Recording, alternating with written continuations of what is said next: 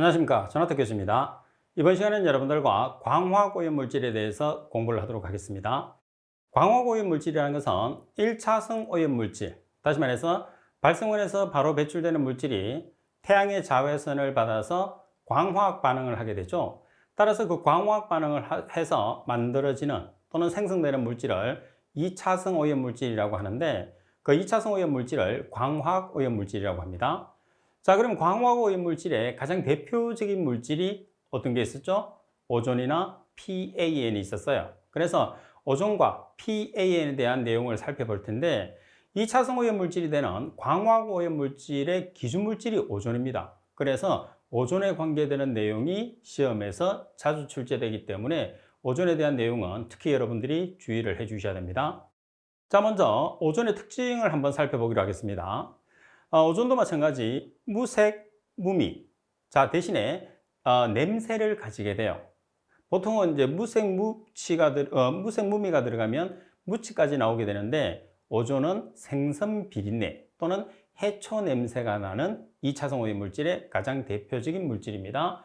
자, 그래서 여러분들이 여기서 해초 냄새가 난다는 것을 기억을 해 주셔야 돼요. 자, 해초 냄새가 나는 물질이고, 그리고 강산화성 물질이라고 되어 있어요.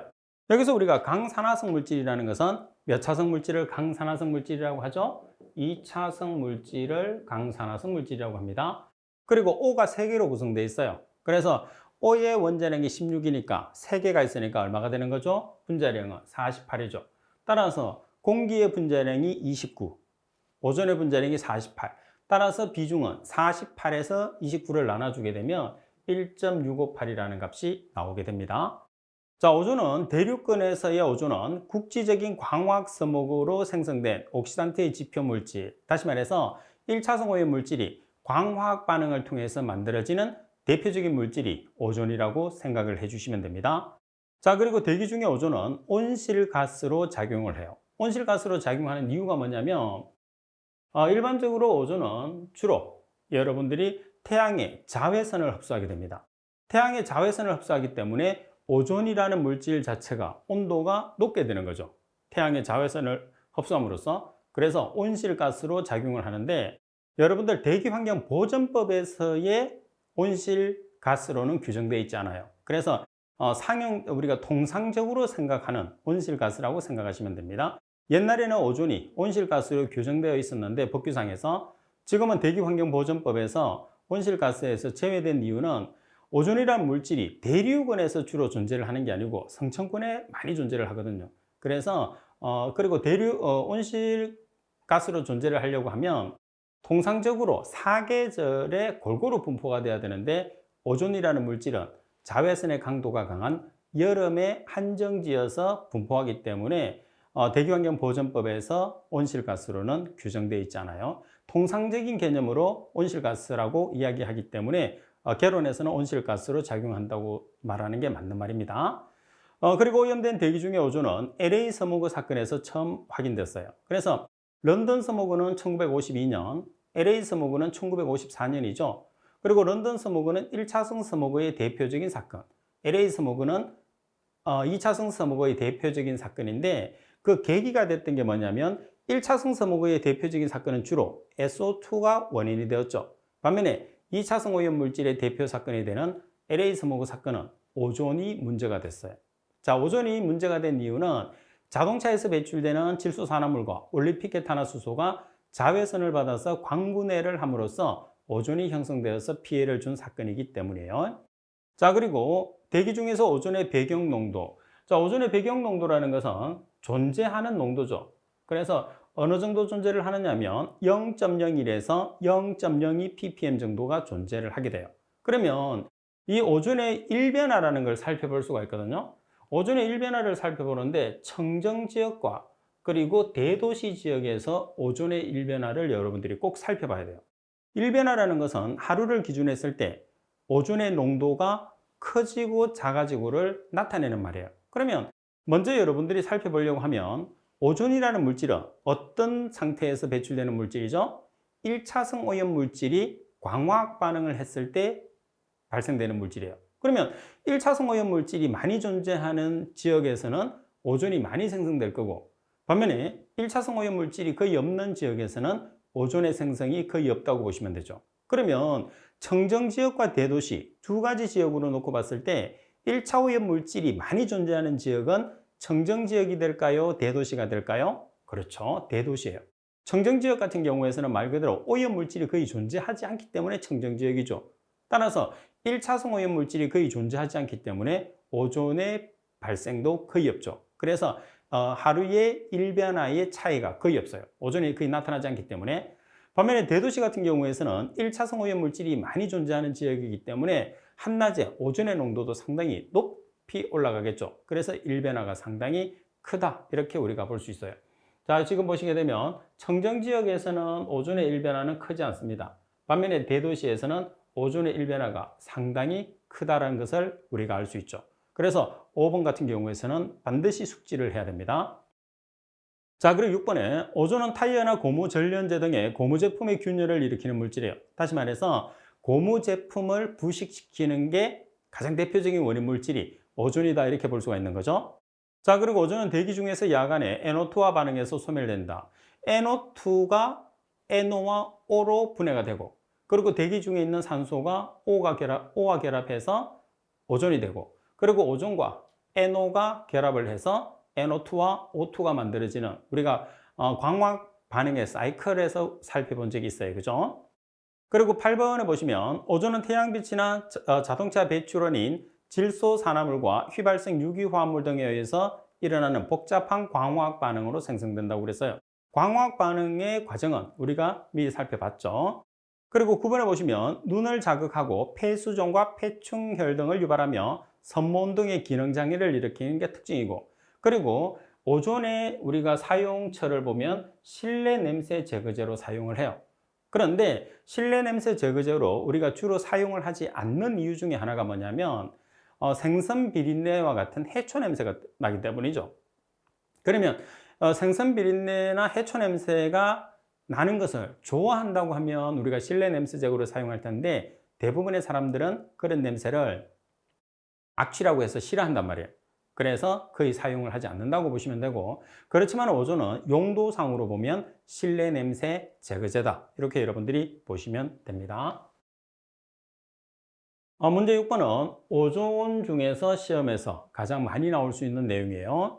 오존에 대한 내용으로 틀린 것은 어느 것인가? 단 대륙권 내에 존재하는 오존을 기준한다고 그랬어요. 왜 이렇게 기준을 정해줘야 되느냐면 오존의 대부분은 성층권에 존재를 하거든요. 그래서 지금 설명하고 있는 문제 자체가 대륙원에서의 오존을 이야기하느냐, 아니면 성층권에서의 오존을 이야기하느냐는 단서가 반드시 붙어줘야 됩니다. 가번에 보통 지표 오존의 배경 농도는 1에서 2 ppm의 범위라고 그랬어요. 자, 가장 중요하다고 그랬어요. 오존을 우리가 설명하는 내용에서. 그러면 오존이 존재하는 배경 농도는 어느 정도가 되는 거죠? 0.01에서 0.02 ppm 정도가 되니까 가번이 바로 정답이 됩니다. 나번 오존은 태양빛, 자동차 배출원인 질소산화물과 휘발성 유기화합물 등에 의해서 일어나는 복잡한 광화학 반응으로 생성된다. 다번에 오염된 대기 중에서 오존 농도에 영향을 주는 것은 태양빛의 강도, NO2와 NO의 비, 반응성 탄화수소 농도 등이다. 그리고 국지적인 광화학 서먹으로 생성된 옥시단트의 지표 물질이다. 여기서 옥시단트라는 것은 강산화제라고 해서 2차성 오염 물질을 이야기하게 됩니다. 따라서 정답은 가번. 그래서 여러분들은 오존의 배경 농도와 그리고 청정 지역과 도시 지역에서 오존의 일변화를 정확하게 숙지를 하고 계셔야 됩니다. 가장 핵심적인 내용이죠. 자, 그리고 두 번째, 오존이 인체에 미치는 영향입니다. 먼저 인체의 DNA와 RNA에 작용해서 유전인자 변화를 일으킬 수 있어요. 자, RNA와 DNA는 유전인자를 나타내는 말인데, 이 유전인자의 변형을 일으키는 거죠. 다시 말해서 기형아의 출산의 원인이 우리가 오존의 영향이기도 해요. 그만큼 오존은 독성이 강한 물질입니다. 오존은 선모운동의 기능 장애를 일으키며 염색체 이상이나 적혈구의 노화를 초래하기도 합니다. 자, 그리고 오존이 식물에 미치는 영향에 대해서 살펴보겠습니다. 자, 오존 같은 경우에서는 잎 상부, 잎 위쪽이죠. 상부 표면에 다몽색을 다른 말로 젓갈색이라고 합니다. 그래서 다몽색이나 젓갈색에 반점을 유발을 시켜요. 자, 그리고 잎이 뾰족뾰족한 나무를 침엽수라고 그러죠. 그래서 침엽수의 경우에서는 잎의 끝이 선단이 됩니다. 그래서 잎의 끝부분을 갈색으로 변화시켜서 흑반점을 일으켜서 피해를 주기도 합니다. 자, 그리고 오존뿐만 아니고 여러분들이 가장 대표적인 게 아황산가스나 그리고 HF 같은 경우는 지표식물과 강한식물을 꼭 기억을 하라고 그랬죠. 여기서도 마찬가지입니다. 오존의 지표식물은 여러분들 시험에서 아주 자주 출제되기 때문에 반드시 기억을 해 주셔야 됩니다. 자, 오존의 지표식물 또는 약한식물 또는 뭐라고 그러죠? 기준식물이 있어요. 자, 어떤 게 있죠? 담배가 있습니다. 담배를 다른 말로 연초라고 해요. 그리고 시금치, 자주개나리 또는 알팔파, 토마토, 백송이 있어요. 그래서 오존의 약한 식물은 여러분들이 꼭 정리를 해 두셔야 됩니다. 시험에서 상당히 잘 출제가 돼요. 다음 식물 중에서 오존에 대해서 가장 예민하고 피해가 커서 지표식물로 이용되는 것은 어느 것인가? 자, 지표식물이 여러 가지가 있는데 그 중에서도 가장 대표적인 것은 담배예요. 담배를 다른 말로 연초라고 하죠. 그리고 시금치, 자주개나리 또는 알팔파, 토마토, 백송 등이 있다는 것을 꼭 기억을 하시고, 자, 여기서는 담배가 정답이 되는 거죠. 자, 이론 문제고 그 다음에 계산하는 문제가 또 여러분들 시험에서 출제가 잘 됩니다. 출제되는 계산하는 문제는 지금 여러분들 보기에 예제에서 보시는 이 문제가 돼요. 자, 문제를 먼저 보시게 되면 체적이 100m의 삼성인 복사실의 공간에서 오존의 배출량이 분당 0.4mg인 복사기를 연속 사용하고 있다. 복사기 사용 전에 실내 오존의 농도가 0.2ppm이라고 할 때 3시간 사용 후에 오존의 농도는 몇 ppb인가? 단 환기가 되지 않음 0도씨 1기압 기준으로 하며 기타 조건은 고려하지 않는다고 그랬어요. 그러면 여기서 여러분들이 먼저 기억을 했을 때 문제 조건에서 우리가 사용하기 전에 실내 오존의 농도가 얼마로 나와 있죠? ppm으로 나와 있어요. 그러면 복사기를 사용한 상태에서 오존의 농도를 ppm으로 고쳐요. ppm으로 계산한 다음에 최종적으로 ppb로 전환을 시켜주시면 됩니다. 그럼 먼저 여기서 여러분 팁에 보시게 되면 꼭 기억을 해야 되는 게 뭐냐면 ppm이나 ppb는 문자예요. 문자는 반드시 단위를 기억하고 계셔야 됩니다. 따라서 ppm이라는 문자는 ml per s m의 삼성 또는 ml per n m의 삼성으로 표기하죠. m의 삼성 앞에 있는 S는 상태, 즉 표준 상태 0도씨 1기압을 의미하는 말이에요. 여기서 S라는 것은 스탠다드, N이라는 것은 노르말의 약자를 써서 N m의 삼성이나 S m의 삼성은 동일한 용어가 됩니다.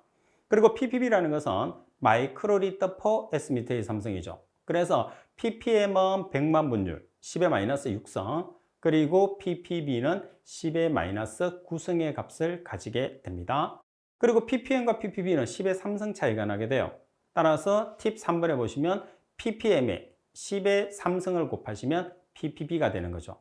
자, 그리고 우리가 ppm이라는 개념을 사용하게 되면 항상 1몰을 기준에 쓸 때 분자량은 mg, 그때 이 최적은 아보가드로 수에 의해서 22.4는 고정이 되어 있어요. 그래서 22.4ml 꼭 기억을 해야 됩니다.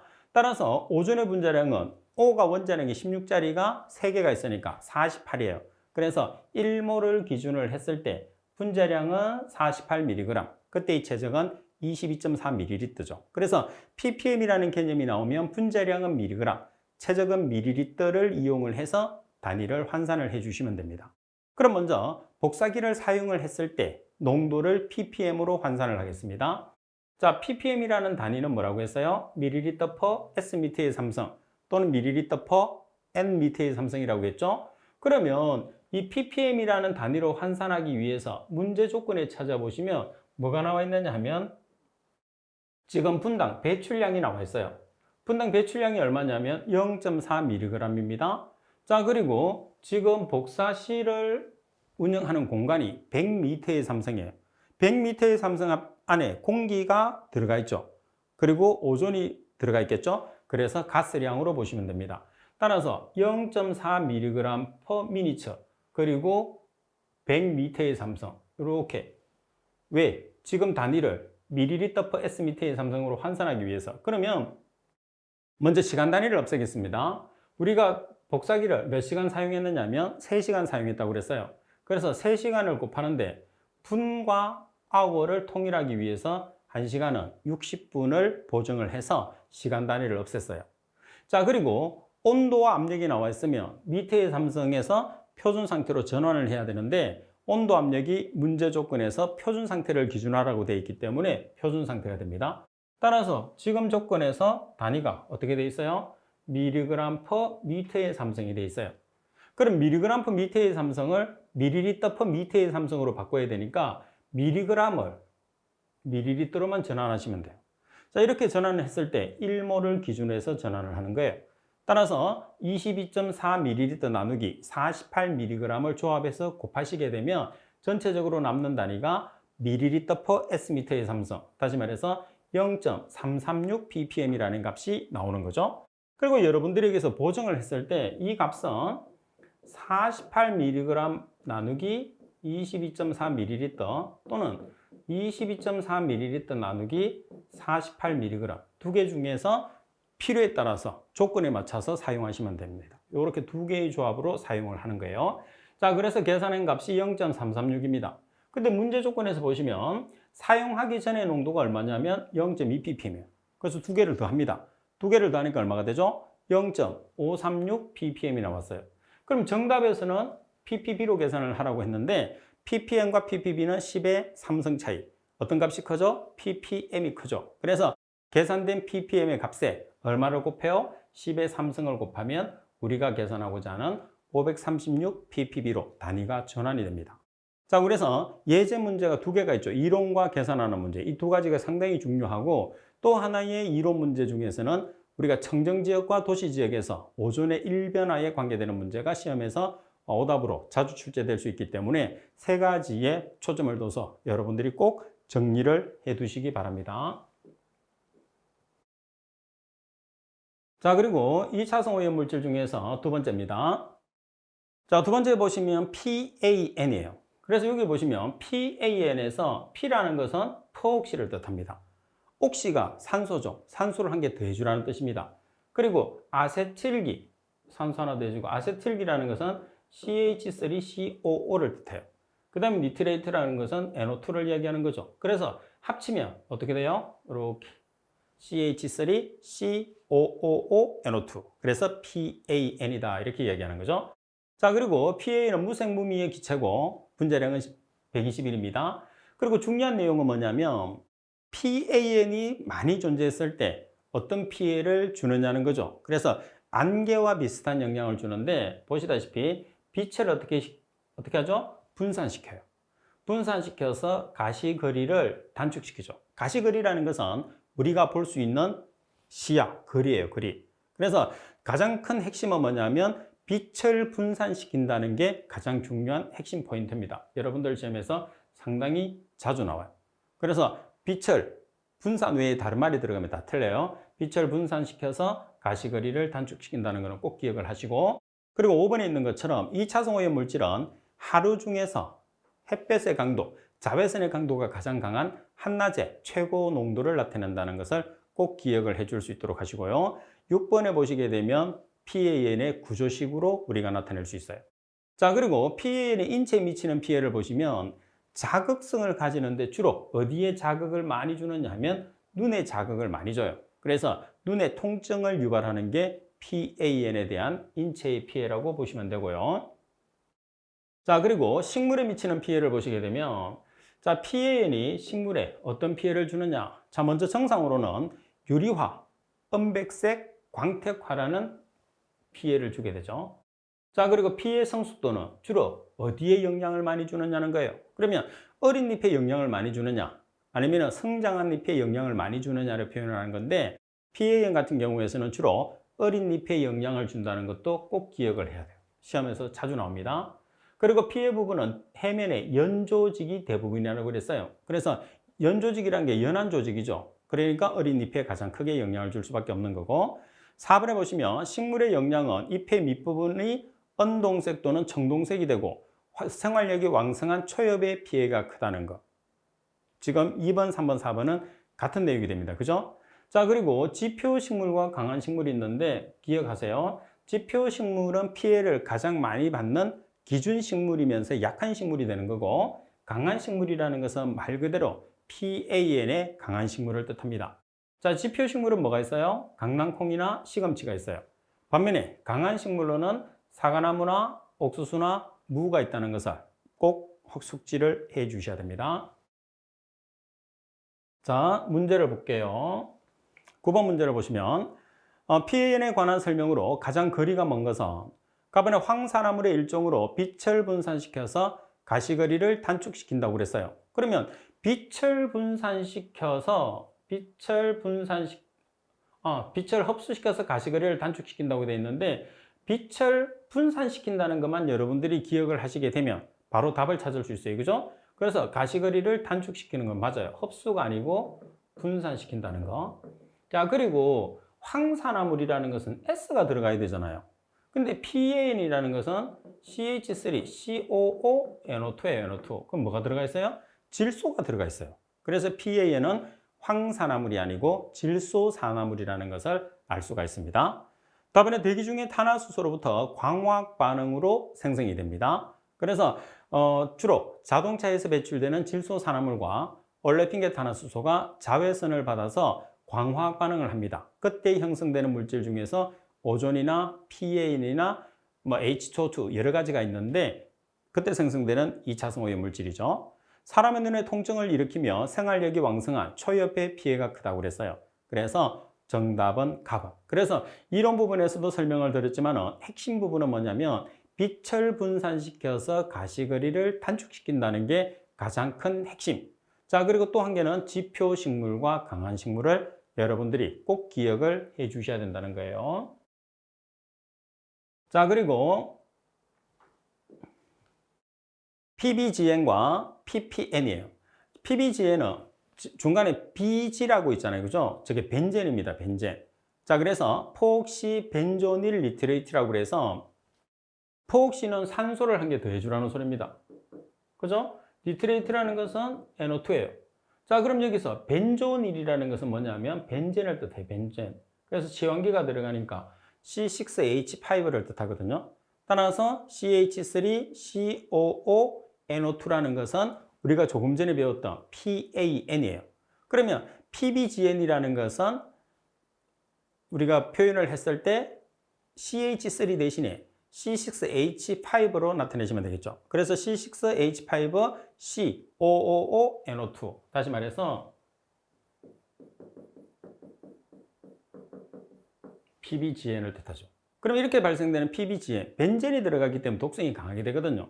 그래서 우리가 바로 앞에서 배웠던 PAN에 비해서 PBGN은 눈에 대한 자극성이 강하냐 약하냐를 꼭 구별을 해야 되는데, 강하면서 어느 정도가 강하냐? 100배 정도 강한 물질이 됩니다. 그리고 4번은 구조식이라는 거. 그래서 벤젠기가 들어간다는 것을 꼭 기억을 해야 돼요. 이제 우리가 그 PAN이라고 하면 아세틸기 CH3가 들어가는 거죠. 그리고 네 번째 PPN이라고 있습니다. PPN이라는 것은 포옥시 프로피닐 니트레이트라고 그래서 C2H5. 그래서 C2H5가 프로피놀기거든요. 그래서 화학식은 C2H5COOO-NO2를 PPN이라고 표현을 하게 됩니다. 자, 그러면 문제 10번을 보시게 되면 다음 중에서 PBGN의 구조식을 옳게 나타낸 것을 찾으시오 그랬어요. 그럼 여기서 여러분들 핵심은 뭐예요? Bg예요. Bg가 뭐죠? 벤젠입니다. 그러면 벤젠이 있는 걸 찾으시면 돼요. 벤젠은 C가 6개, H가 5개예요. 그럼 바로 여기서 나왔죠. PBGN입니다. 자, CH3가 들어갔으니까 PAN이 되겠죠. 자, 그리고 C2H5가 들어갔으니까 PPN이 들어가겠죠. 그래서 정답은 가번.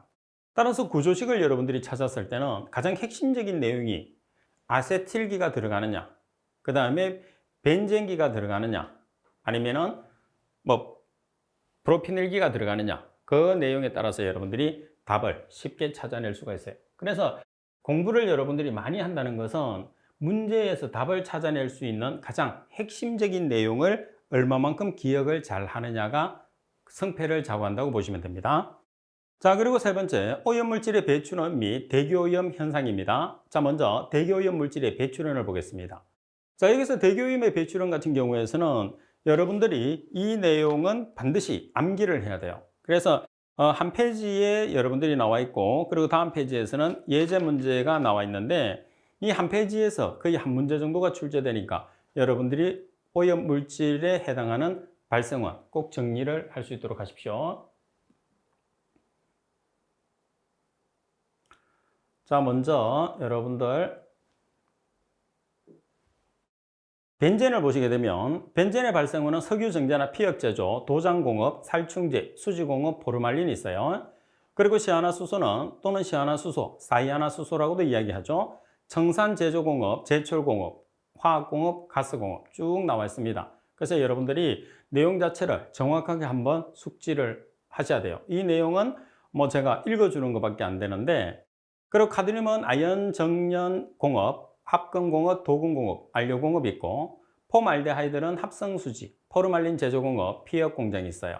그리고 황화수소는 암모니아공업, 석유화학공업, 펄프공업, 가스공업, 석탄근류, 불화수소는 화학비료공업, 그리고 알루미늄공업, 유리공업 있죠. 자, 그리고 염화수소와 염소의 배출공업은 동일합니다.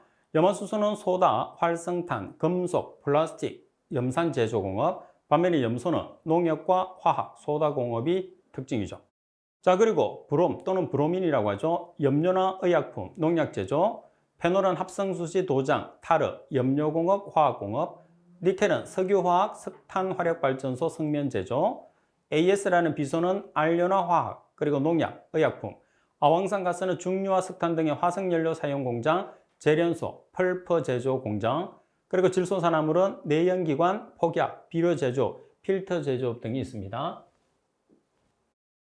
자, 이 내용에서는 어떤 내용이 중요하다는 그런 게 없어요. 그래서 뭐 출제를 했을 때 뭐 어디에서나 출제를 할 수 있으니까 여러분들이 좀 꼭 기억을 할 수 있도록 하십시오. 그리고 암모니아는 도금, 냉동, 비료, 표백, 색소 제조공업, 크롬은 피혁, 염소, 시멘트 제조업, 납은 인쇄, 도가니 제조공장, 축전지 제조공장, 고무가격 공장, 크레용, 그리고 에나멜 등이 있고, 휘발유 자동차에서는 배출되지만은 경유를 사용하는 디젤 기관에서는 배출되지 않습니다. 그리고 휘발유 자동차에서 납이 배출되는 원인은 4에틸납이라는 첨가제를 사용하기 때문이죠. 그리고 이용화탄소는 비스코스 섬유공업, 레이온 제조업에서 배출이 됩니다. 자, 그러면 지금 나와 있는 내용이 문제로서 출제되는 예제를 한 번씩 보면서 정리를 한 번 더 하겠습니다. 예제 1번. 다음 대기오염 물질과 관련되는 주요 배출 업종을 연결한 것으로 알맞은 것은 어느 것인가? 가번의 벤젠 도장공업, 나번의 염소는 주유소, 다번의 시아나수소는 유리공업, 라번의 이황화탄소는 구리정년. 그래서 내용을 정확하게 숙지를 했을 때 답을 찾아낼 수 있는 거죠. 그래서 바르게 설명된 것은 가번이 정답이 되겠죠. 자, 그리고 문제 2번에 보면 다음 중에서 황화수소의 배출과 가장 관련이 깊은 업종은, 황화수소는 H2S죠. 그리고 계란 썩는 냄새가 나는 물질입니다. 가번의 피혁, 합성수지, 포르말린 제조, 나번의 비료, 표백, 색소 제조, 다번에 도장, 타르, 염료공업, 나번에 석유정제, 석탄근류, 가스공업이 있어요. 자, 따라서 가번에 대한 설명은 풀이에 있는 것처럼 벤젠, 나번은 암모니아, 다번은 페놀, 라번이 황화수소이기 때문에 정답은 라번이 되겠죠. 자, 그리고 문제 3번. 배출오염 물질과 관련 업종으로서 가장 거리가 먼 것은, 가번의 암모니아는 비료공업, 냉동공업, 냉동공장, 표백, 색소 제조공장, 그리고 나번 염소는 석유정제, 석탄근류, 가스공업, 그리고 답은 비소는 화학공업, 유리공업, 과수원의 농약 분무 작업, 그리고 라번, 불화수소는 알루미늄 공업, 인삼비료 공업이 있어요. 자, 설명에서 잘못된 것은 나번이 염소죠. 자, 염소가 배출되는 공업은 주로 농약 제조나 화학공업, 소다공업이 특징이라고 보시면 돼요. 그래서 나번이 정답이고, 그리고 염화수소와 염소에 배출되는 공업들이 거의 비슷한데 가장 공통적으로 배출되는 것은 소다공업이라고 여러분들이 생각을 해주시면 됩니다. 자, 말씀드린 것처럼 지금 여러분들 대기오염 물질의 배출원 같은 경우에서는 특별하게 A라는 물질이 중요하다고 제가 설명을 못 드리는 게, 문제를 출제했을 때는 특정한 부분에서 문제를 출제하는 게 아니고 전체적인 부분에서 다양하게 출제를 하기 때문에, 그리고 범위가 적기 때문에 그럴 수밖에 없어요. 그래서 여러분들이 수고스럽겠지만은 내용 자체, 다시 말해서 오염물질과 배출원을 정확하게 숙지를 할 수 있도록 부탁드리겠습니다. 오늘 수업은 이것으로 마치도록 하겠습니다. 수고하셨습니다.